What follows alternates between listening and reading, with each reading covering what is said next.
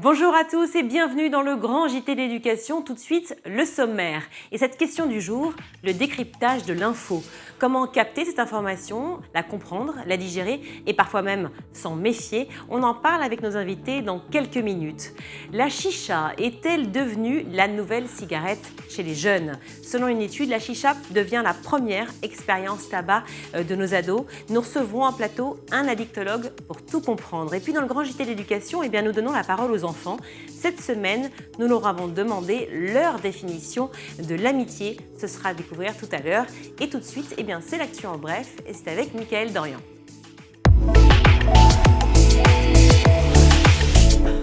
Comment ça va, Mickaël? Mais très bien, et vous Virginie? Pas mal. C'est vendredi.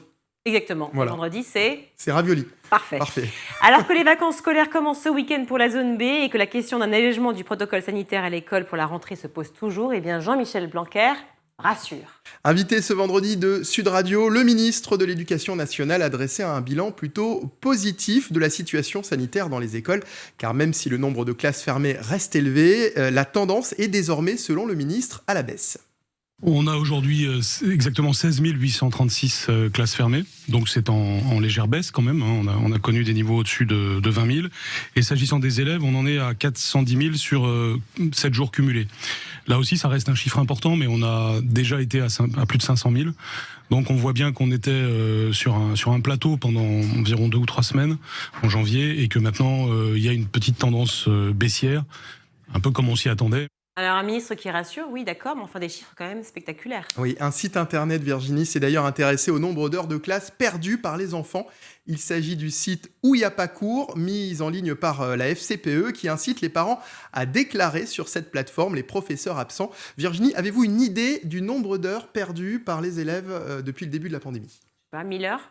Plus de 42 000 heures perdues au total. Pour cette raison, la FCPE envisage un recours en justice afin de faire valoir les droits des élèves à avoir un enseignement en classe.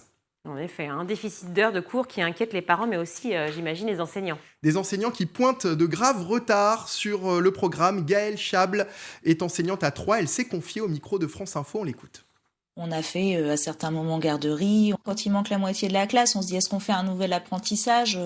Si on peut le faire demain, on va attendre que tout le monde soit revenu. Puis on n'a pas eu les mêmes élèves en face de nous toute la période. Donc c'était très très décousu. Nous, les 5 semaines-là, on a l'impression de les avoir perdus sur l'année, quoi.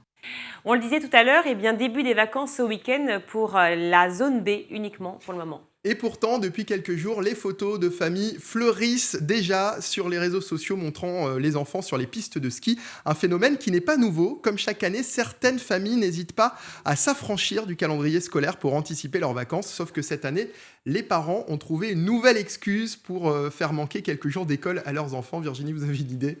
Absolument pas. C'est le Covid-19, évidemment. Attention quand même, car des sanctions existent, même si elles sont rarement appliquées. Mais une absence pour motif illégitime peut conduire à une amende de 135 €.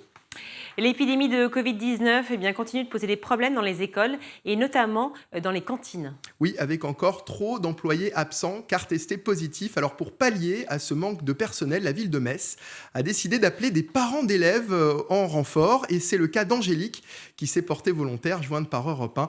Elle est maman au foyer de 2 enfants.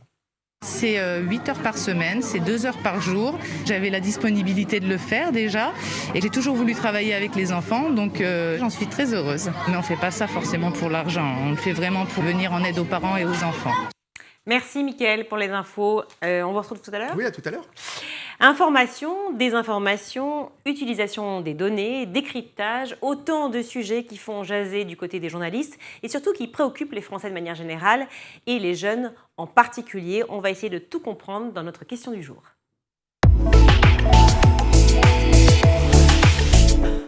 Et pour en parler sur le plateau du Grand JT d'éducation, j'accueille Virginie Sassoun. Bonjour. Bonjour. Merci d'être avec nous. Vous êtes directrice adjointe du CLEMI, le Centre de liaison de l'enseignement et des médias d'information, ainsi que Jean-Marie Charon. Bonjour. Bonjour. Merci beaucoup d'être avec nous. Vous êtes sociologue, chercheur au CNRS, spécialiste du décryptage média. Alors vous savez, chaque année, il y a un sondage qui sort pour la Croix qui montre que 63%, je répète le chiffre, le nombre, 63% des Français pensent que les journalistes ne sont pas indépendants face au pouvoir, face aux pressions des partis politiques. C'était déjà valable en 2018, donc là on ne parle pas des élections, hein, on parle vraiment d'un chiffre qui est sur le temps. C'est quand même énorme. Une explication à ça? Alors écoutez, je vais être partisan parce que je fais partie des gens qui ont créé ce sondage en 87. Vous avez bien 1987, vous vous rendez compte? Vous avez bien fait parce qu'il est vraiment, vraiment incroyable. Il y apprend plein de choses. Oui, et pour reprendre la réponse tout de suite à votre question, ça n'a pas beaucoup bougé. On était, je dirais, en gros, à un Français sur 3 qui pensait que les journalistes étaient indépendants. Et puis, petit à petit, on est arrivé à un Français sur 4. Et j'ai remarqué, en regardant la dernière édition, notamment du baromètre, que les jeunes, donc les plus jeunes pour notre baromètre sont les 18-24 ans, hein, on ne peut pas, dans ce genre d'enquête, aller plus bas, eh bien, étaient parmi ceux qui le croyaient le moins, cette indépendance. Et ce qui m'a frappé, c'est qu'ils sont les plus sensibles à la difficulté à être indépendant vis-à-vis de l'argent. Ils sont beaucoup moins sensibles à la politique. Par rapport à la politique, ils sont comme tous les Français. Mais sur l'argent, ça, visiblement, je ne l'ai pas encore interprété, mais visiblement, pour eux, il y a une question de lien à l'argent qui pose problème. Un conflit de lobbyistes ou de grands comptes, etc. C'est ce que vous ressentez aussi, Virginie Sassoon? Oui, moi, ce qui m'a frappé dans le baromètre, c'est aussi le désintérêt sur l'actualité des adultes, mais encore plus marqué chez les plus jeunes. Et donc, je pense que ça interroge évidemment le monde de l'école, mais aussi les journalistes. Et ça doit être, je pense, l'occasion de réfléchir ensemble de manière assez stimulante. C'est une sorte de défi aussi qui est lancé à la profession. Sacré défi, c'est pour ça qu'on est là pour en parler justement. Un Français sur 2 déclare que les choses ne se sont pas passées comme elles sont racontées. C'est bien simple, on parle de raconter, donc de façon d'exprimer les faits. On imagine ce chiffre exacerbé évidemment avec la pandémie, puisqu'on a vu beaucoup de personnes dire « mais c'est complètement faux, on nous raconte des bêtises, le vaccin a été complètement créé par les Chinois ou autres, etc. » On a vu, et puis les élections qui arrivent. Ça continue d'exister aujourd'hui? Ça, c'est assez stable. Et alors, moi, ce qui m'interroge le plus, si vous voulez, c'est le rapport à l'Internet. Parce que si on prend l'Internet, ce n'est pas un Français sur 2, c'est un Français sur 4 qui pense que les choses se sont passées comme le dit l'Internet. Alors, c'est vrai que c'est un peu ambigu. L'Internet, ça peut être les réseaux sociaux, ça peut être beaucoup de choses, mais c'est particulièrement fort chez les jeunes, et c'est d'autant plus important que lorsqu'on leur demande quel est leur support d'information, il y a déjà quelques années, Médiamétrie posait la question dans Media in Life, quel est votre premier support d'information? En gros, 70% des 18-24 ans répondaient les réseaux sociaux. Ah oui, même pas Google ni YouTube? Les réseaux sociaux. Incroyable. On va en parler des réseaux sociaux justement, parce que c'est vrai qu'aujourd'hui, les jeunes vont vers les réseaux sociaux, mais parce qu'aussi de manière pratique, c'est-à-dire qu'en fait, ils sont tous sur leur portable, tous sur leur ordi, assez peu devant l'écran. Je me rends bien compte autour de moi, et on le voit sur les chiffres. Donc finalement, l'accès est automatique. Oui. Mais ce qui caractérise aussi le fait de s'informer sur les réseaux sociaux et en ligne, c'est qu'on est confronté à une information qu'on n'a pas forcément cherchée aussi. Et après, je pense qu'il ne faut pas confondre le canal de la source. C'est-à-dire que sur les réseaux sociaux, on trouve aussi School Télé, on trouve Le Monde, on trouve Libé, on trouve Le Figaro. Des informations, on est d'accord, hein, School Télé. Au contraire, on décrypte. Mais qui va coexister avec d'autres sources. Et c'est cette coexistence en fait, des sources qui engage vraiment l'enjeu de l'éducation aux médias et à l'information pour les jeunes, c'est-à-dire apprendre à faire le tri et à reconnaître aussi une bonne info, une vraie info d'une information un peu falsifiée dans des pratiques qui ont changé et où c'est complètement morcelé finalement. Il n'y a plus le grand récit de l'information à la messe du 20h. Alors on va en parler justement, comment réconcilier les médias avec les jeunes et puis avec les adultes en général, mais je voudrais juste revenir sur ce rejet de manière plus globale, c'est-à-dire pour les adultes et les enfants, si je devais faire deux mondes. Voilà. Comment il y a eu ce rejet en fait du médiateur, si je puis dire, de celui qui fait le lien entre l'information et celui qui la reçoit? Alors, si vous voulez, pour l'observateur que je suis, et puis avec le lien que j'ai avec ce baromètre, on n'a pas de recul historique. Si vous voulez, on a commencé à faire ce baromètre en 87, mais en France, on n'avait pas d'études comparables. Mais vous avez Donc- commencé pourquoi? Parce que vous vous êtes rendu compte que Parce vous, que- on vous disait fréquemment, non mais attendez, c'est inventé ce que vous dites, pourquoi ça a On démarré? était une revue de réflexion sur les médias qui s'appelait Média Pouvoir, Oui. qui appartenait au groupe Bayard. C'est pour ça d'ailleurs que c'est la Croix qui a pris le relais. Donc, réflexion sur les médias, à un moment donné, on s'est dit, ça serait quand même intéressant de demander aux Français s'ils croient vraiment, puisque c'est le contenu même de notre réflexion, est-ce qu'ils y croient vraiment? Et honnêtement, quand on a vu arriver les résultats, on est tombé de Effaré. chaise, quoi. Mais bien sûr. Ouais. Et alors après, effectivement, les choses ont continué. On s'est rendu compte que année après année, ça c'était assez proche. Hein. Souvent, quand les journalistes, notamment qui ont interprété le baromètre, me disent qu'est-ce qu'il y a de nouveau, j'ai dit le 1 sur 2, une personne sur 2, ça n'est pas nouveau, ça fait 30 ans que ça dure. En revanche, c'est vrai que ce qu'on a observé, c'est quand le débat public se met à se polariser sur le travail des médias, et là, on voit qu'effectivement, on l'observe dans notre courbe, c'est-à-dire qu'il y a effectivement davantage de crise de confiance. Il y a une autre observation qui était assez frappante, c'est qu'en 87, le média dans lequel on avait le plus de confiance, c'était la télévision. Et après Ça a la guerre beaucoup du changé, Golfe, ça. après Timisoara, la guerre du Golfe, etc., donc ces événements où on a vu un gros bégaiement, des grosses erreurs en matière de traitement télévisuel, C'est la là, radio, la non? télévision est passée derrière. Et c'est la radio? La radio est passée devant, Devant. et la télévision est passée derrière, et elle est restée derrière pratiquement tout le temps. Et aujourd'hui, par rapport aux réseaux sociaux, par rapport justement à toutes les plateformes que l'on peut connaître, par rapport à la radio et la télévision et la presse écrite, qu'est-ce qui est encore en haut? Alors écoutez, on a toujours... cette année, il y avait une chose qu'on ne peut pas tellement interpréter. La radio a été un peu secouée, mais on a toujours cette hiérarchie, radio, presse écrite, télévision. Et puis le gros mystère, c'est-à-dire le nouveau média qu'est l'Internet, qui occupe quand même une énorme place maintenant dans le système Ouais, parce que d'information. le nouveau média, c'est pas très nouveau, hein, ça fait Non. longtemps quand même. Vous avez raison, mais depuis l'origine, l'Internet est très bas. Et alors on se disait, on va avoir une courbe d'apprentissage assez classique, c'est-à-dire au fur et à mesure que Ouais. les gens vont s'habituer à l'Internet, ils vont nous dire qu'ils ont davantage confiance. Et là, c'est resté très bas, et même il y a des années, ça chute encore. Ça, c'est un peu mystérieux. Et on voit des plateformes comme Brut, comme Mediapart, qui deviennent des plateformes ultra prisées, si je puis dire, par les Français et peut-être plus par les jeunes, pour justement aller chercher une info qui serait, je mets conditionnel, hein, mes confrères ne se fâcheront pas, mais qui serait donc beaucoup plus vérifiée. Est-ce que vous le voyez encore, ça?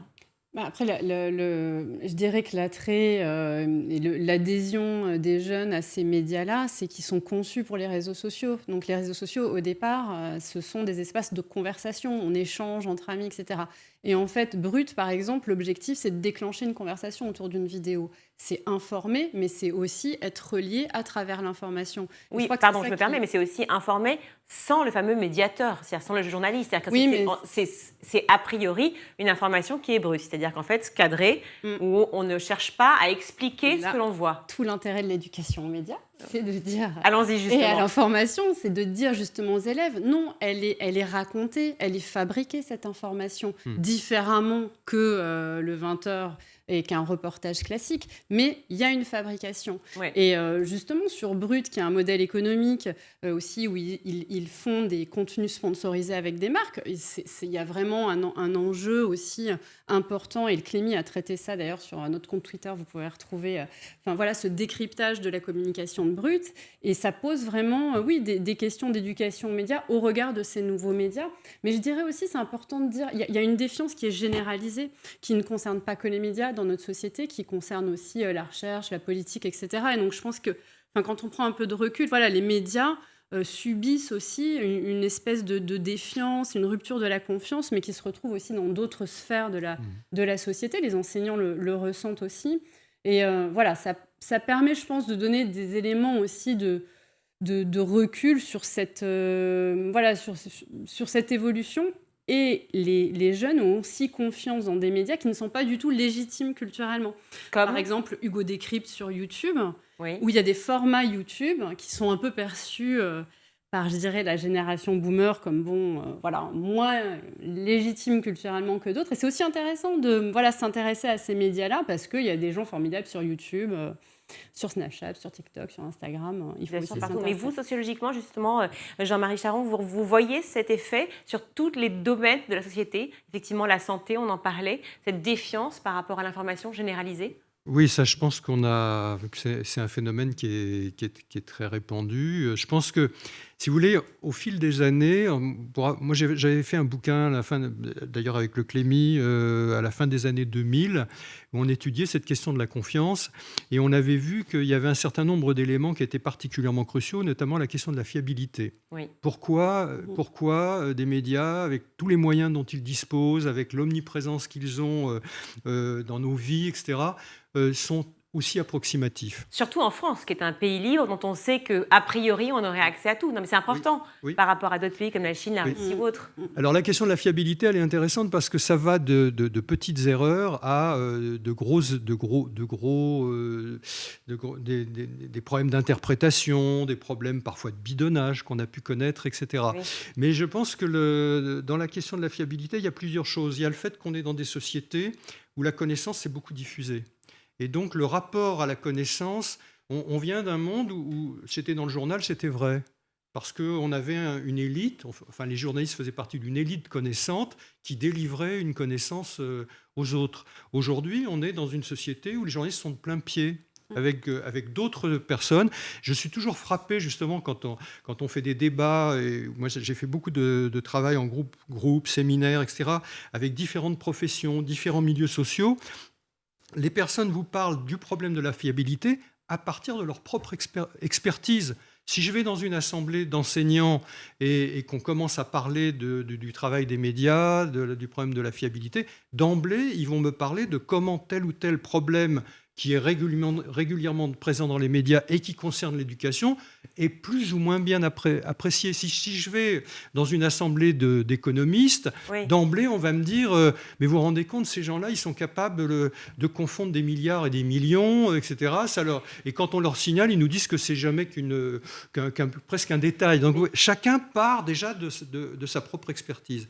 Je pense que par ailleurs, il y a un autre phénomène, c'est qu'on est dans des sociétés où on a beaucoup moins de ressources collectives. C'est-à-dire que jadis, on avait des médias qui d'ailleurs traitaient plutôt des problèmes, je dirais un petit peu les questions de la cité, etc., mais qui n'allaient pas très loin dans tous les problèmes de notre vie quotidienne et notamment dans les problèmes de complexité.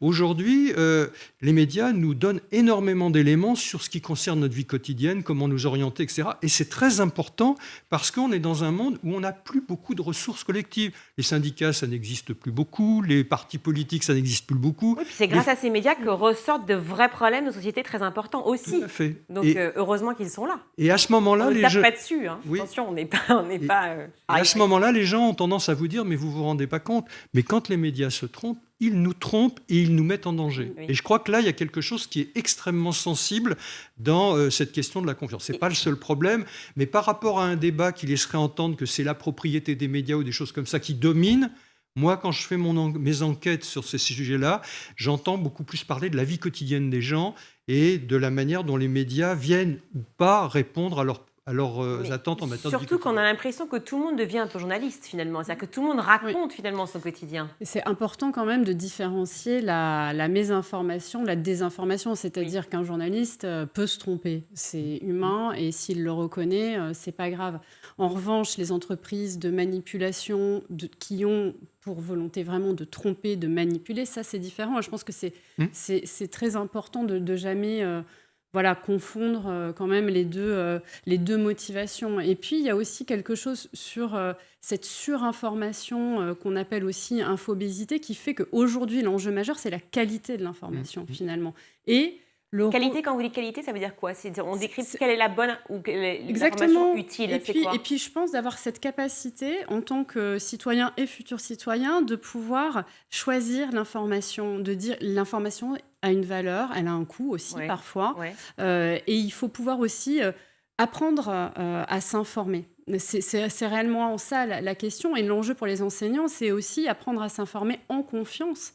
On a récemment fait une interview avec une professeure documentaliste qui dit, à force de parler de désinformation, de fake news, les jeunes ne croient plus en rien. Ils se méfient de tout aussi sur Internet, dans les médias. Et donc, ça peut avoir aussi un revers, c'est-à-dire qu'il y a aussi une opération confiance à bon escient, évidemment, de pouvoir vérifier. Bien sûr, mais cette question de la fiabilité, elle reste aussi. Comment on fait en pratique? Ça veut dire quoi? Il faut montrer ses sources, il faut faire des making-of, il faut tourner en caméra cachée. Comment on fait pour pouvoir être crédible à un moment? Mettre la main à la pâte. Mais ça veut dans dire les quoi, médias, par exemple, les médias, concevoir un journal dans un établissement, une radio, une télé. L'éducation média, ça se base sur une pédagogie active. Donc l'élève, il est au centre du processus, il devient acteur. Et en fait, c'est quand on met à la pâte, et vous le savez bien en tant que journaliste, vous êtes beaucoup mieux armé pour reconnaître une vraie info parce que vous produisez de l'info toute la journée. Et donc ça, c'est le meilleur moyen. Alors, on ne va pas former...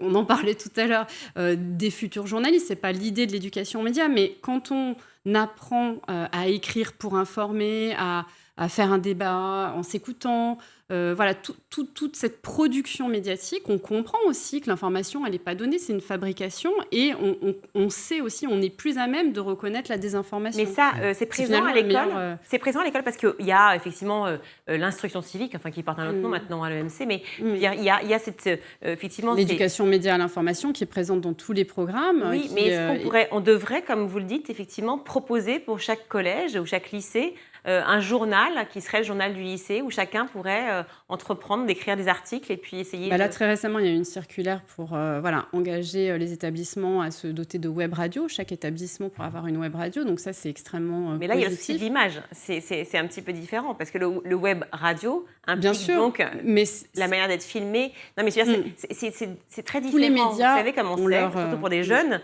de se retrouver tout d'un coup avec le biais juste de l'information qui est brute, effectivement, enfin brute dans le sens dite, et puis après, du rôle de l'image et qui va tout d'un coup se coupler avec les réseaux sociaux. C'est important de parler de ça, non ? Oui, non, mais je pense il faut d'abord, le premier aspect, c'est le comment ça marche. Il faut effectivement qu'ils puissent... Et alors, on a je pense, un gros avantage aujourd'hui. Moi, je suis le CLEMI depuis pratiquement son origine. Et donc, c'est vrai, quand on a commencé, c'était plutôt les journaux d'école. C'était effectivement, il y avait quelques établissements scolaires qui avaient quelques radios, enfin, etc.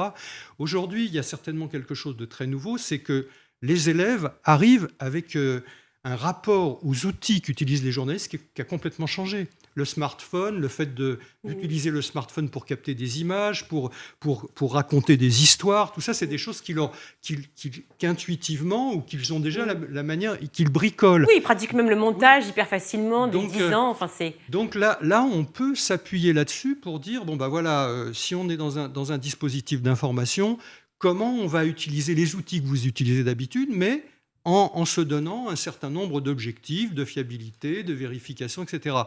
Donc, je pense que c'est le premier aspect, le comment ça marche, et sur tous les supports.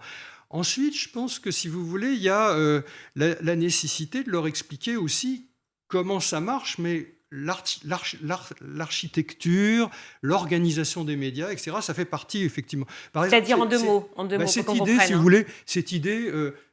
un tel est propriétaire d'un journal, donc le contenu de ce journal, ça va être ce que pense cet un tel. Oui, le fameux truc des lobbyistes. Voilà. Et ça, c'est vrai que depuis toujours, on croit que l'information, effectivement, n'est pas libre. Et donc, on peut expliquer aussi qu'avant d'arriver au journaliste qui va tourner un reportage ou qui va faire une enquête, etc., il y a eu toute une chaîne de décision et montrer comment ça marche, cette chaîne de décision. Et on voit à ce moment-là assez facilement que c'est pas parce qu'on est propriétaire d'un journal ou d'une radio ou d'une télévision qu'immédiatement, le propriétaire va être derrière. Mais vous faites opérer du cœur demain matin. Est-ce que vous allez voir un cardiologue pour lui dire, écoutez, vous allez m'expliquer clairement ce que vous allez faire, etc. Parce que je ne suis pas tout à fait sûre de... Ça se fait de plus en plus, oui. C'est ça ? Oui. On va rentrer dans cette société-là ? Écoutez, moi, je suis des travaux, notamment sur l'information médicale. Ouais. Et les discussions qu'on a avec les médecins, c'est qu'ils nous disent qu'avec les réseaux sociaux, leurs patients leur demandent de leur expliquer pourquoi tel traitement, pourquoi ils ne leur donnent pas tel médicament, quand ils vont avoir une opération, comment ça va se passer, etc. Et peut-être comment ils doivent le faire, finalement. Non, mais c'est un rapport, je pense que c'est un rapport à la connaissance et à l'expertise qui s'est déplacé. Et les réseaux sociaux en font partie. Alors, pour continuer un peu, je pense que dans l'éducation aux médias, il y a aussi quelque chose de très important, c'est qu'on repart aussi où on peut décrypter les erreurs. Et ça, c'est aussi quelque chose qui manque énormément dans les dispositifs des médias, c'est qu'ils n'expliquent pas comment ils se trompent. On peut se tromper. Dans tous les domaines, on se trompe. Le problème, c'est quand on se trompe, c'est d'expliquer pourquoi on s'est trompé. Et ça, je pense, ça serait une clé qui permettrait au public de beaucoup avancer et d'ailleurs d'avoir davantage confiance à ceux qui leur expliquent pourquoi ils se sont trompés. Alors justement, dans les solutions, il y a eu la semaine de la presse à l'école. Ça fait un certain temps que ça existe. Et puis, je vois cette petite BD que vous m'avez rapportée. Parlez-moi, montrez-la moi déjà. Ça, c'est vachement sympa. Dans la tête de Juliette, plongée dans le tourbillon numérique. Clémy, racontez-moi. Alors, on a développé tout un univers de ressources, des guides pratiques, des BD, et puis une série aussi vidéo qui est financée par la Caisse nationale des allocations familiales et diffusée sur toutes les antennes de France Télé, parce que l'éducation aux médias, ça n'appartient pas à l'école, c'est un enjeu de coéducation. La famille, c'est le premier lieu de socialisation pour les pratiques informationnelles. Quand on a des parents qui lisent Le Monde et qui écoutent France Culture, c'est pas le même rapport aux médias qu'on a que des parents qui sont... Je vous rassure, c'est très orienté aussi. Ce serait pareil que de regarder, par exemple, une chaîne de télé et pas une autre. Enfin, je veux dire, exactement. Une chaîne de radio. C'est-à-dire que les enfants, le rôle des parents est crucial, finalement, dans la manière dont les enfants vont appréhender les médias et ce monde informationnel, même avant qu'ils aient un smartphone, sachant que l'âge du premier smartphone est passé quand même à 9 ans. Donc, ça a de quoi nous interpeller. Donc, pour nous, c'est absolument... Avant l'entrée en 6e, donc. Oui, c'est passé en dessous de la barre des 10 ans, selon une étude de l'UNAF et de l'Open. Et donc, pour nous, l'enjeu, c'est vraiment de nous adresser aux familles et aux parents pour dire que, finalement, l'éducation aux médias, les médias sont responsables, les enseignants, évidemment, sont partie prenante, et surtout les enseignants documentalistes, mais évidemment, les familles... on est responsables, on est tous coéducateurs et tous responsables de l'environnement informationnel dans lequel on évolue. Parce que vous voyez qu'en fait, l'actualité intéresse les enfants. Je parle prends le terme enfant pour pas parler des lycéens, mais pour parler des plus jeunes, en fait. Mais bien sûr, mais l'actu qui intéresse les enfants, c'est pas l'actu qui va intéresser forcément... nous qui sommes autour de cette table, ça va être une actu qui va être peut-être plus sur la nature, les animaux, sur tout un tas de sujets qui sont à hauteur d'enfant. Et ou plutôt d'événements chocs, parce que pour un attentat, pour alors après, ça dépend un problème grave, etc., les enfants sont forcément happés par aussi cette actualité de tous les jours avec des vidéos chocs, très souvent. C'est vrai. Mais dans ces cas-là, c'est important aussi de donner des clés aux parents qui ne savent pas forcément comment réagir quand son enfant a vu des images violentes ou pornographiques. On sait que ça arrive de plus en plus jeune, ou des contenus inappropriés, et de pouvoir avoir des réflexes, des repères, des outils. Et donc, le guide de la famille tout écran, téléchargeable gratuitement, c'est du Clémy, toutes nos ressources. C'est bien dit, c'est bien placé. Non, mais c'est très intéressant d'en parler. Et je vais citer d'autres solutions aussi. Il y a des web-séries qui sont à destination des plus jeunes, comme Data Science versus Fake. Vous l'avez vu ? Je ne suis pas sûre de l'avoir vue, celle-là. Vous non plus ? Non. Mais alors, c'est à voir. C'est coproduit par Universcience, France Télévisions, Arte, l'INSERM et l'Institut de recherche pour le développement, avec le soutien du ministère de la Recherche, justement. Et alors, ce qui est vachement malin, c'est qu'en fait, ils commencent chaque petit épisode avec « on entend souvent dire que ». Cette phrase n'est pas innocente, on entend souvent dire que. Tout à fait. Qu'est-ce qu'elle dit, en fait, la société ? Ce qu'elle dit aussi, c'est que notamment les jeunes ont un rapport aux médias qui est souvent le média qui ne leur est pas directement destiné. Vous évoquiez tout à l'heure comment traiter l'actualité. Effectivement, il y a toujours dans le débat, moi j'ai pas mal travaillé sur la presse enfantine et la presse éducative. Il y a un peu deux entrées. Il y a une entrée qui est de dire, effectivement, je choisis les thèmes qui sont les thèmes qui intéressent les enfants et je construis mon rapport à l'actualité à ça. Et puis il y a l'autre entrée qui est de dire, ils sont bombardés par les nouvelles que leurs parents suivent. Et qu'est-ce qu'on peut faire pour leur donner un décryptage, une mise en perspective qui leur permette de comprendre ce à quoi ils ont été exposés et que leurs parents, d'ailleurs, n'ont pas toujours eu l'idée, ils n'ont peut-être d'ailleurs pas observé à quel point leurs enfants étaient émus, bousculés, perturbés. Donc, si vous voulez, c'est assez important, effectivement, de partir de... On entend dire... Et puis l'autre aspect, j'observe d'ailleurs dans le dernier baromètre, les jeunes sont les plus nombreux à dire ce qui est bien dans l'Internet, c'est qu'on a beaucoup d'éléments qui nous viennent d'ailleurs que dans les médias. Et donc cette idée qu'il y a toute une connaissance à laquelle on accède et dans lesquelles il n'y a pas forcément eu des médiateurs, c'est assez bien de repartir de là, de dire vous avez entendu dire que, On va effectivement faire maintenant un travail pour vous montrer comment on peut déployer le sujet, l'expliquer, etc. Dernière question, parce qu'évidemment, le temps, ça avance, hein, on est un peu pressé par le temps. Dernière question, j'ai un enfant de 4 ans et un autre de 11 ans. Aujourd'hui, j'ai dans la tête le petit quotidien, Topkapi, j'ai plein d'idées, effectivement, de magazines, mais qu'est-ce qu'on pourrait suggérer? Alors, il en faut au moins 3 pour ne pas créer de diversité, mais rapidement à ceux qui nous regardent. Voilà, en tout cas pour celui de 11 ans. Après, en ligne, je trouve qu'il y a pas mal de choses, comme par exemple Hugo Décrypte, je citais tout à l'heure, Manon Bril, qui est historienne, passionnée par la mythologie grecque, et on sait que la mythologie grecque, ça fait rêver les petits et les grands, et c'est vraiment une manière très vivante et très, très drôle de découvrir ces sujets-là. Je trouve que c'est intéressant d'être très curieux à l'endroit des pratiques des jeunes, parce que Mais ils le sont naturellement, eux. Eux, ils le sont vis-à-vis de nous, mais nous, voilà, qu'est-ce que tu regardes sur TikTok? Bon, à 4 ans, non, mais il y a plein de choses aussi créatives et intéressantes. Un magazine à faire livrer chez soi. D'un magazine, moi, puisqu'on est plutôt parisien, mais que beaucoup sont en région, moi, je suis intéressé par le fait que la presse régionale s'est mise un peu. Oui. Par exemple, Ouest France fait quelque chose, Nice Matin, Le Progrès. Alors, il y a Le Progrès des enfants, il y a 10 mois to news pour Ouest France, il y a pour le Nice Matin, je me souviens plus exactement le nom. Oui, c'est ça. Et à chaque fois, c'est l'idée, effectivement, de redéployer les nouvelles auxquelles ont été confrontés les enfants et de montrer, de les décrypter et de leur rendre... disons, de les rassurer ou de leur expliquer. Enfin, de décrypter l'info différemment, voilà, à la fois avec l'oreille des parents et à la fois avec l'oreille de journalistes et d'extérieurs. Merci beaucoup, parce que c'est très intéressant de pouvoir parler justement décryptage média. Merci Virginie Sassoon d'avoir été avec nous. Je rappelle que vous êtes directrice adjointe du CLEMI, le centre de liaison de l'enseignement et des médias d'information, ainsi que vous, Jean-Marie Charon. Merci beaucoup d'avoir été avec nous. Vous êtes sociologue et chercheur au CNRS, spécialiste du décryptage média. Restez avec nous parce que juste après la pub, on s'intéressera à cette nouvelle pratique à la mode chez les jeunes, la chicha. Vous verrez que malgré ce que l'on peut croire, elle n'est pas sans conséquences.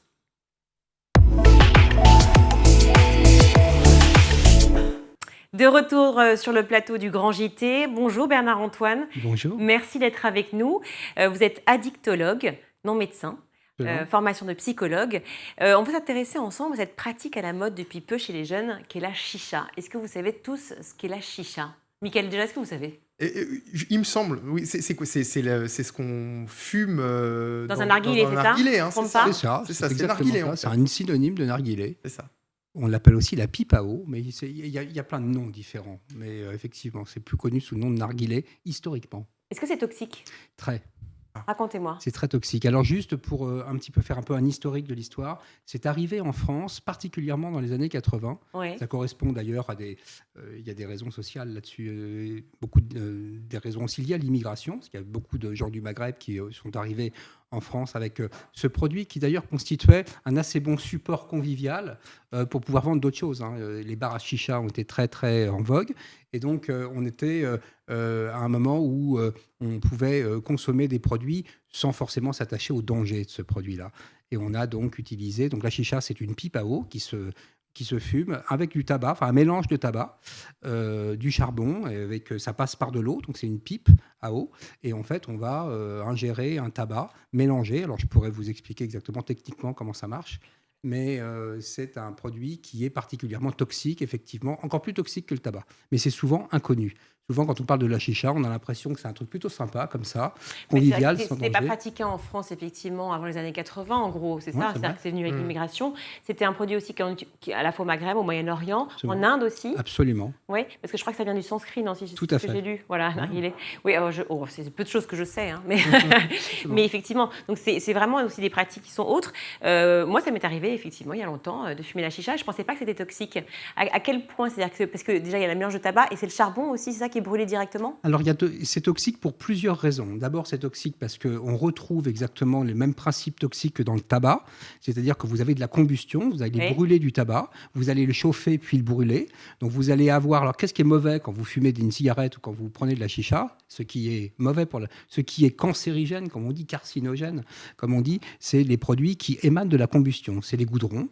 C'est le monoxyde de carbone, bien entendu, en tête de gondole, on va dire. Et puis, c'est ensuite tout un tas de produits, des hydrocarbures polycycliques, de la nitrosamine, tout ça. Oh là là, de produits. quelle horreur. Il y a Mais énormément j'ai de l'impression que vous me parlez d'essence en fait de voiture. Alors, on dit, quand on écoute les gens qui veulent nous faire peur, ils nous disent qu'il y a 4000 substances cancérigènes.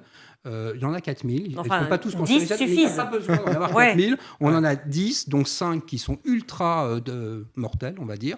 Et la chicha en fait partie.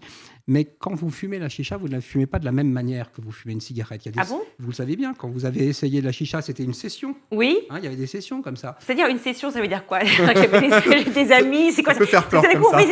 c'est ça. On parle d'expérience de vie. Bernard-Antoine, attention. Hein. Oui, parce que C'est ça peut se fumer dans un café, tout simplement. Oui, mais ça se passe souvent sous la forme de... C'est très convivial, hein, c'est avec des gens, on est plusieurs. Oui. C'est un super foyer à Covid-19 d'ailleurs, mais en passant. Enfin, Oui, parce pour qu'on se d'autres le raisons. on se le passe. Ah bah, Mais attendez, donc, puis avec de la salive, enfin, c'est pas très bon. Mais donc ça dure des heures, c'est ça que vous Ça dure 45 fumez par minutes, rapport- ça dure à peu près 45 minutes. Ouais. On va tirer à peu près une cinquantaine de bouffées environ.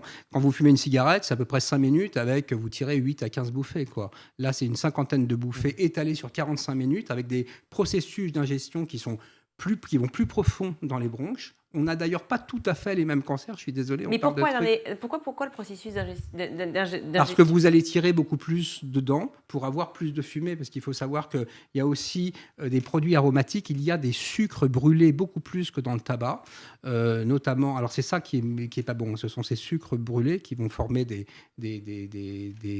mécanismes chimiques, on appelle des acétaldéhydes chimiques, et qui vont créer des cancers. des cancers. Et puis il y a beaucoup de fumée. On a beaucoup plus de fumée que dans une cigarette. Et vous disiez, juste avant que je vous coupe, que en fait, ce n'étaient pas les mêmes cancers entre le tabac par la cigarette et le tabac par la chicha. On retrouve plus de cancers de la zone oropharyngée dans les cancers pour des gens qui utilisent la chicha, c'est-à-dire de la lèvre, de la gorge, de la bouche, de la langue. Donc des cancers moins profonds, finalement. Absolument.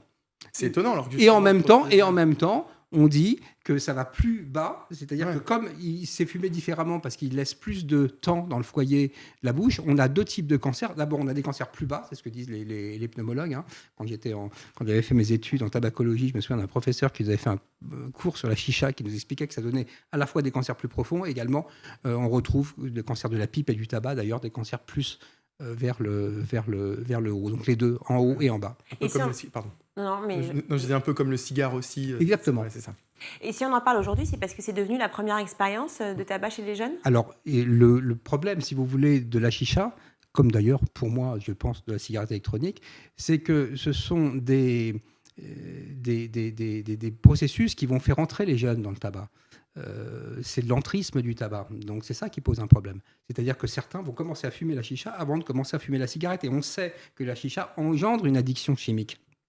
Mais c'est plus accessible en fait la chicha que la cigarette. Enfin, je veux dire, quel est le rapport? C'est plus un rapport effectivement sociétal. C'est plus culturel. Mais je dirais presque que le tabac, il est plus accessible que la chicha. Parce que le tabac, vous descendez en bas de la rue, vous achetez un paquet de cigarettes. Mais la chicha a plus de liens avec le groupe, avec la convivialité, etc. Donc je ne pense pas que ce soit plus accessible. C'est différent. Et oui, puis en plus, il y a eu une telle campagne autour de la cigarette, et tant mieux d'ailleurs, hein, prouvant que c'est extrêmement dangereux pour la santé, que peut-être qu'ils ont délaissé aussi plus la cigarette au profit justement de la chicha, pensant que c'était moins grave. Alors, je ne crois pas. Je Non. ne pense pas. Je pense que la raison pour laquelle on parle plus de la cigarette, c'est parce que c'est d'abord la première cause de mortalité évitable. C'est la première cause de mortalité évitable avec une exposition beaucoup plus importante que la chicha. Alors, je ne sais pas combien il y a d'utilisateurs de chicha. Ce que je peux vous dire, c'est qu'il y a à peu près 28% de la population qui fume des cigarettes. Alors justement, les cigarettes, il y a ceux qui fument la cigarette classique, hein, que l'on connaît par cœur. Je ne sais pas si vous avez déjà fumé, Michael. Déjà. Mais Voilà, mais peu. moi aussi. Et il y a le vapotage. Ah. Ça, c'est assez nouveau. Enfin, c'est nouveau depuis quelques années. Mais ça fait de sacrés ravages. Et vous avez écrit un bouquin qui s'appelle justement « J'arrête de vapoter ». Une méthode en trois étapes pour décrocher définitivement et facilement de l'e-cigarette. Alors moi, je croyais que c'était vachement Bah ouais. pas dire bon, mais en tout cas pas nocif pour la santé. Bah, moi aussi. Jusqu'à quand vous y croyez, ça? En fait, j'ai tout vous dire. La raison pour laquelle j'ai écrit un livre, c'est parce qu'au fur et à mesure des semaines et des mois qui passaient, j'avais de plus en plus de gens qui appelaient mon cabinet pour prendre des rendez-vous pour arrêter la chicha, pour arrêter la cigarette électronique. Et donc, j'avais de plus en plus de patients qui étaient en grande souffrance. Ils me disaient, on n'y arrive pas, on est tombé dans une autre dépendance qu'est la cigarette électronique. Sachant qu'en plus, ils n'arrêtaient pas de fumer. Donc, ils se retrouvaient dans une double peine. À la fois, ils continuaient à fumer des cigarettes et en même temps, ils étaient devenus de manière compulsive. Oui, mais ce n'est pas la même dépendance. C'est-à-dire que là, on parle de dépendance, a priori, on pensait que c'était quand même pas nocif, ça, la cigarette électronique. Donc, c'était une dépendance qui était une dépendance plus intellectuelle, psychologique. Alors, au début, quand elle a été lancée, la cigarette électronique, elle a eu... Enfin, je veux dire, les objectifs étaient très légitimes. C'était l'idée de pouvoir aider les fumeurs. Alors, c'était une idée très lancée par les médecins, qui, eux, ont quand même comme souci d'éviter les risques sanitaires. Donc, ils ont dit, génial, c'est extraordinaire, voilà un produit qui va pouvoir aider les fumeurs à se sevrer progressivement. Ce qu'ils appellent un peu pompeusement la réduction du risque sanitaire. Alors, c'était très bien, c'était très, très bien. La personne, elle va plus fumer, elle va vapoter, et pendant qu'elle vapote, elle fume pas. Et si elle fume pas, elle s'expose moins au cancer, etc. D'abord, on ne connaissait pas les dangers à long terme de la cigarette électronique, c'est-à-dire qu'à plus de 12 mois, on ne sait pas du tout si inhaler du propylène glycol, de la glycérine végétale, de la nicotine, comme ça toute la journée. Moi, j'avais dit à l'époque, mais ça va peut-être donner des pneumopathies. C'est exactement ce qui est en train de se passer aujourd'hui. Donc mais il n'y a aucune étude qui a été faite avant sur ces produits-là? Il y a beaucoup d'études, ouais. Énormément d'études. Avant, je parle. Ben non, des études vraiment très sérieuses, multicentriques, qui sont capables d'observer à plus... C'est récent, la cigarette électronique. Pour avoir un recul sur 10-15 ans, on ne l'a pas, ce recul. Donc, on se rend compte, en tout cas, ce que je peux vous dire, c'est que les gens qui prennent la cigarette électronique se retrouvent confrontés à des addictions qu'on retrouve dans le tabac, c'est-à-dire les deux addictions primaire du tabac. Alors, la nicotine, ce n'est pas un produit qui, à seul, génère l'addiction au tabac. Oui, parce que les tabacologues disent souvent, je ne sais pas, vous êtes addictologue, mais qu'au bout de 1 mois, 1 mois et demi, on est sevré de la nicotine. C'est ça, quand on s'arrête? Beaucoup moins que ça. En 3 jours, vous êtes sevré de la nicotine. En 3 jours? Ouais, bien sûr. La nicotine se métabolise en 3 jours. Quand ils disent un sevrage de 2-3 semaines, c'est parce qu'il me parlait à moi. Écoutez, ça va bien se passer. Le sevrage global à la cigarette, c'est plutôt 2-3 semaines, parce qu'il ne faut pas que de se sevrer de la nicotine. Il y a tout un tas d'autres mécanismes, beaucoup plus complexes. C'est pas la nicotine, il n'y a aucun rat. Le geste aussi. Il n'y a aucun rat dans un laboratoire qui appuie sur la petite pédale pour avoir de l'auto-administration de nicotine. Aucun. Ils adorent la cocaïne, ils adorent l'alcool. Alors c'est quoi? C'est le fait, le rat, est-ce qu'il est... Non, c'est le geste, le rat. Est-ce qu'avec son xylophone, le rat souffle Non, ce que je veux dire, c'est qu'il y a des processus chimiques dans le tabac. La nicotine n'explique pas tout seul dans le tabac. Il y a des choses qui rendent très addictifs. Et circuler, il n'y a rien à voir. On n'a pas envie de faire de recherche sur le tabac, donc personne ne sait, ça arrange tout le monde. Mais il y a dans le tabac, d'ailleurs, la preuve. Les gens qui ne fument pas le tabac, enfin, ça n'existe plus maintenant, mais à l'époque de votre grand-mère ou de votre arrière-grand-mère, on ne le fumait pas, le tabac, on le chiquait, on le prisait. On en devenait très dépendant également. En Suède, ils ont eu un produit qui s'appelait le snus, qui chic et qui prise, ils ont 30% de moins de cancer que nous. Mais quand on a voulu faire venir le snus en France, tout le monde a dit circuler, il n'y a rien à voir. Donc la réduction du risque sanitaire, je m'en méfie. J'ai écrit ce livre en expliquant que la cigarette électronique, c'était une bonne, mauvaise idée. C'est-à-dire que le problème, c'est comme de sortir en prison avec un bracelet électronique. Vous dites que c'est pas comme la nicotine. Alors c'est quoi les deux problèmes par rapport à justement la cigarette électronique? La dépendance comportementale et la dépendance psychologique. C'est comme si vous décidez de quitter votre amant, mais vous l'aimez toujours et vous l'appelez toutes les 5 minutes pour savoir où il est. Non, c'est pas bon. C'est grave, ça? C'est pas que c'est grave, c'est que déjà... L'amant ou la cigarette? Oui, c'est ça.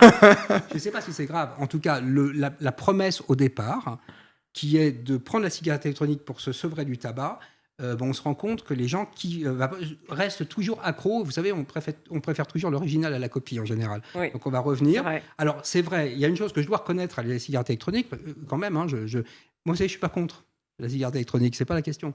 La question, c'est est-ce que c'est un moyen pour aider les gens à arrêter de fumer? C'est ça la question. Et ben pour moi, la réponse est non. C'est se retrouver dans une autre dépendance et c'est bancal. Il y a toujours la combustion aussi. La combustion avec la cigarette électronique existe toujours. Non, il n'y a pas de combustion.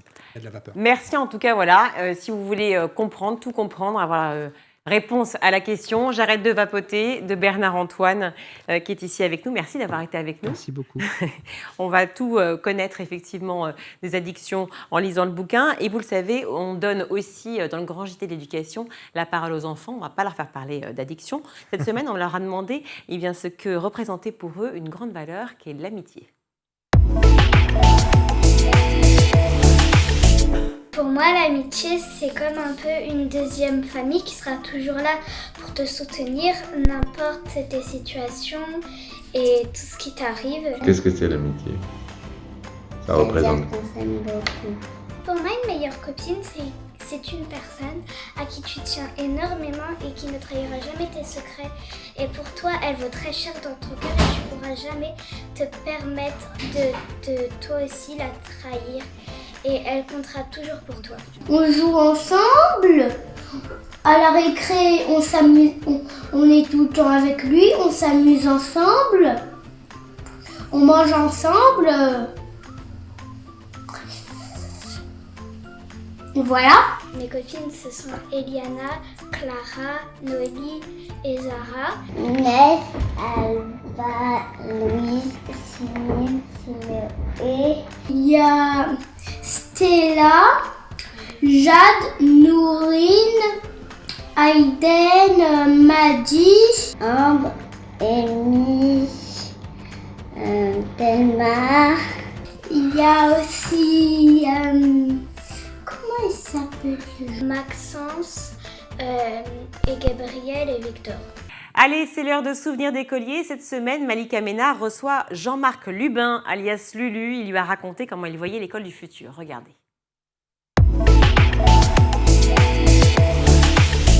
Et donc justement, l'école de demain. L'école de demain, pour ce vous, serait bien. Qu'est-ce que c'est? L'école de demain, ce serait bien que ce soit vraiment une belle base de la société où on forme bien les gens, où on en fasse des gens heureux déjà, des gens à qui on n'impose pas des matières. Moi, le dessin, je m'en foutais, donc ça sert à quoi de me faire du dessin, par exemple? Oui, mais justement, pour ceux qui ont envie de...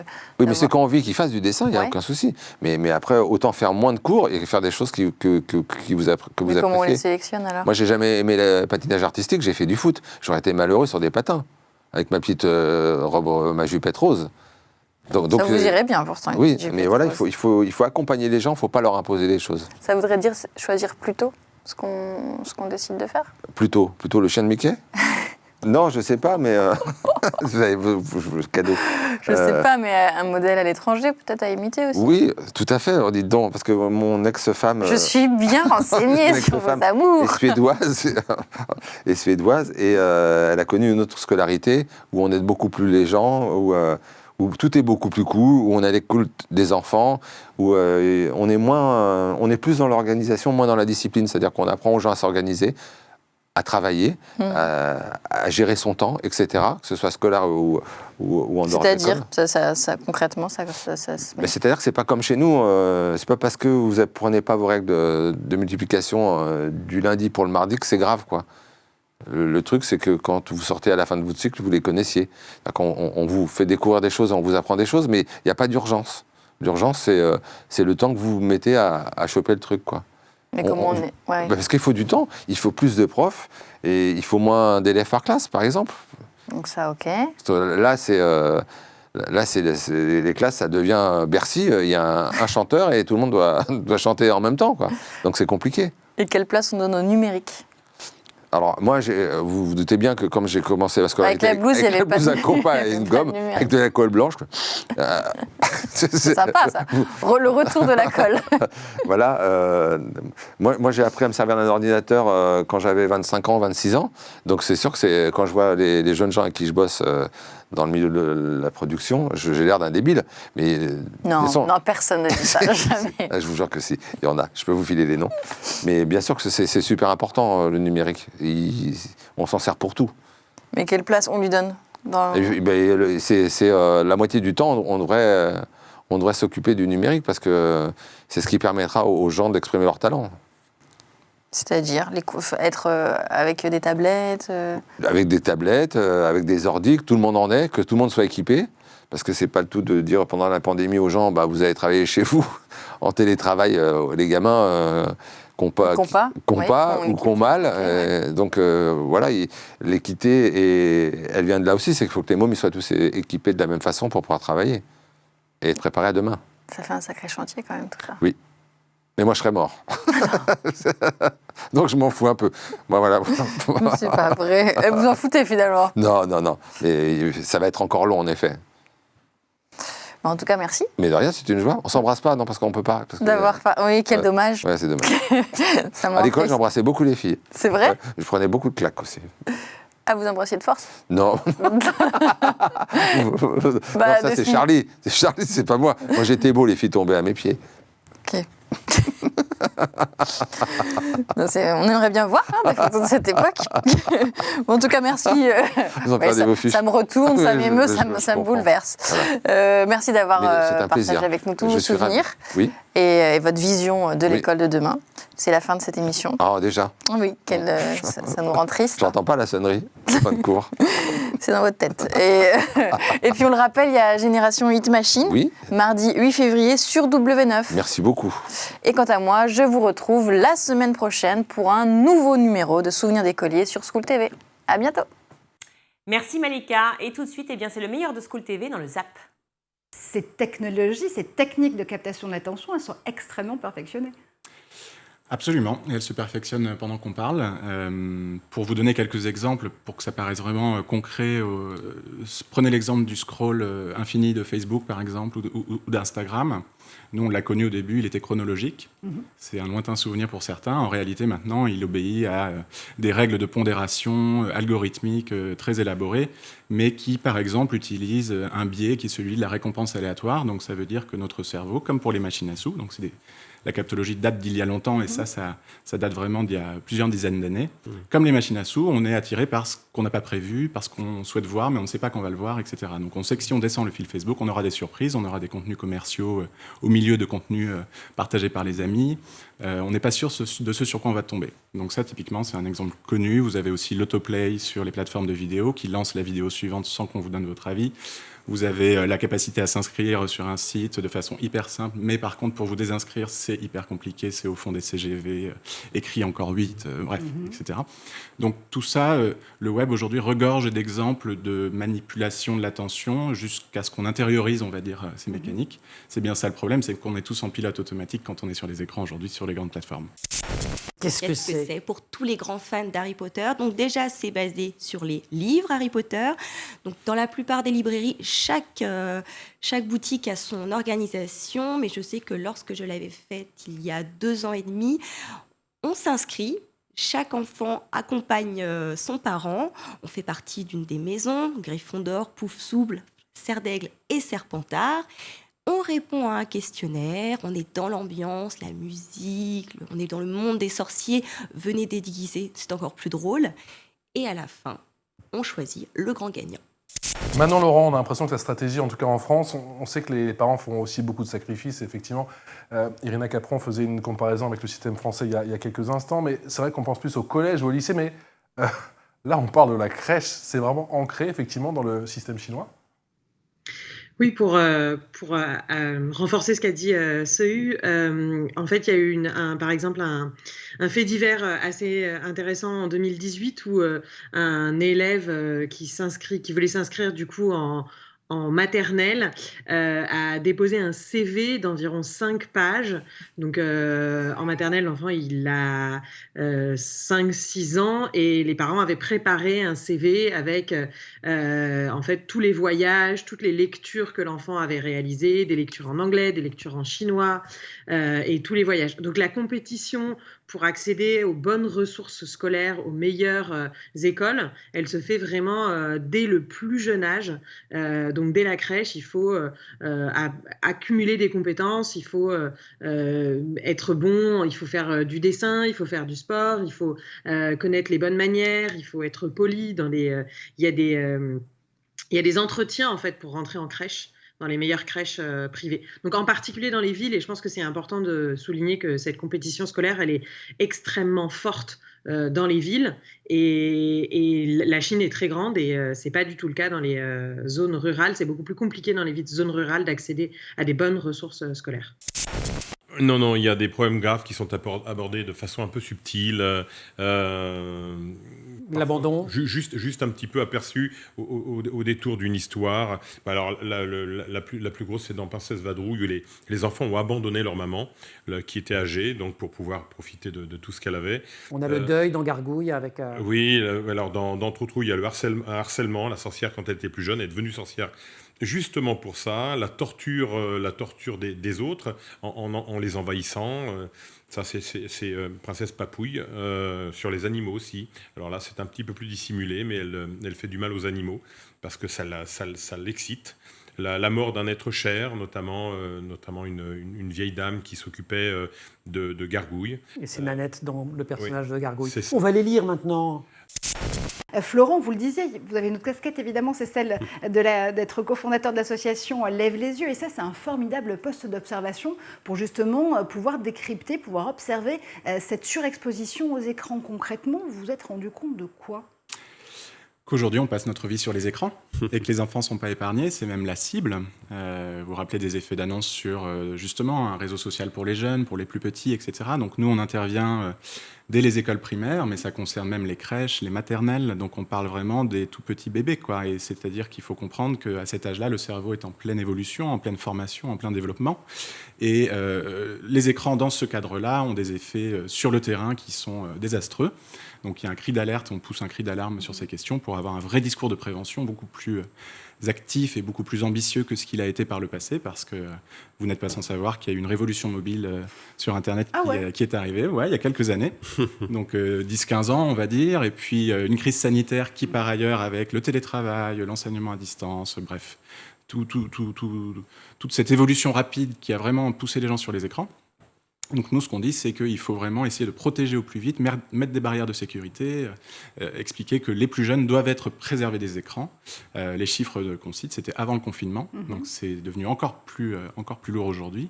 Et ce sont des chiffres de l'ASNAV, qui est une association tout ce qu'il y a de plus officielle. Enfin voilà, on n'est pas dans une étude sur une petite cohorte d'enfants. Il n'y a pas la place pour l'ennui là-bas, effectivement, en Chine ? On n'a pas le temps de s'ennuyer, on ne cultive pas le côté créativité, il faut laisser le cerveau un peu s'ennuyer, si je puis dire. Non ? Si je réponds avec un mot, si. Ah. Et ce qui est très intéressant, c'est que en fait, on s'est ennuyé à l'école. En fait, je fais ma thèse sur justement la préparation du concours national pour entrer dans l'université, le Gaokao. Et il y a un de mes enquêtés, il est un professeur dans une très bonne école. Il m'a dit que c'est une expérience exceptionnelle pour ses élèves. Et pourquoi c'est exceptionnel ? Parce qu'on fait ensemble une chose tellement ennuyeuse avec une grande population, on fait une chose tellement ennuyeuse. C'est une expérience exceptionnelle. Donc, en fait, on crée de l'ennui à l'intérieur du système scolaire et on le présente de quelque sorte comme une épreuve.